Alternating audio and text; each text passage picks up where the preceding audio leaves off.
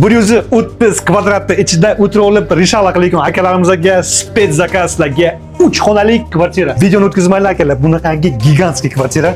Mana qaranglar. 9-mikrorayon yo'lda ustidagi yangi hayot domiga xush kelibsizlar. Yangi bo'lib, endi men siz joyingizni ko'rsatay. Shuna keling bitta bismillah. Assalomu alaykum. Yangi hayot domining eng qimmat proyekti sizlarga mana shu dom bo'ladi. Agar bilmagan bo'lsangizlar, e'tiborga olinglar. Chunki bu kvartiramizda eng solidniy joy bu bir yo'lda uchta birinchi liniya sizlarga deyarli 80% narsasini ushbu kvartiraning egasi tashlab ketyapti. Narx-navosi va boshqa ma'lumot uchun pastda nomer qoldiraman. Mana bu apachani olib ketadilar. Shuna kelasiz. Kattalar yotoqxonasi, 3 xonali skvoznoy kvartiramizning полностью kattalar yotoqxonasi. Plus ushbu xonamizning ichida ham sanuzel, dushlari bor, kabinka qilingan bunaqangi chiroyligina temada. Bu birinchisi. Ikkinchisi esa u tarafda o'zini ham ko'rsatiraman. Shunday chiqasizlar, sizlarga navbatdagi xona bu hamnaqacha shunday kelasiz. Bu bizning gastibol.